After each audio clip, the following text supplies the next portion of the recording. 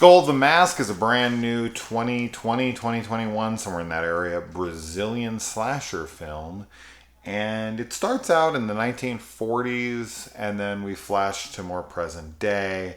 And really, it's about this mask that latches on to a host, takes over that body, and just starts killing. Basically, the mask just wants to kill and sacrifice. And there's a bunch of people after it. There's a cop, and there's a bunch of other people that are going after this mask. And the plot, while I don't know, I kind of got lost in it, to be honest. I was trying to keep up with the subtitles, but I kind of kept getting distracted by things, so wasn't 100% positive of what was fully going on, but I pretty much grasped everything, even if I kind of got lost in it. This film really does try to be bigger than you would think, as far as the story goes and the events that are taking place. So I really commend this film for trying to make it such a, big film. But you're really mostly here for the kills. This is a gore film, first and foremost for me. But they didn't just go for a generic plot and throwaway characters. Like, there's a lot going on in the plot, And even though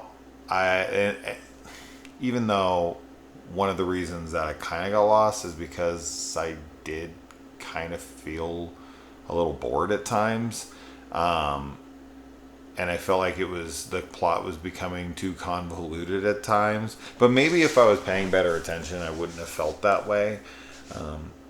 But as far as the kills go, the kills are cool. They're all really low budget, but impressive for what they are. I just didn't find myself connecting to anything else in the film, and was just basically waiting for the skull to kill more people. And there's some CG here, faces explosions, so it's not all practical, and the CG stuff, it hurts it for sure. But I like the swings here. I think for someone who's into slasher films, this might be worth checking out. But I don't know. I just couldn't get myself invested in it. There was something about the tone or, the pacing that just wasn't working for me. But it almost reminded me of like a Chrome Skull. But yeah, I just couldn't find myself interested as much as I would have wanted to be. But it's currently streaming on Shudder.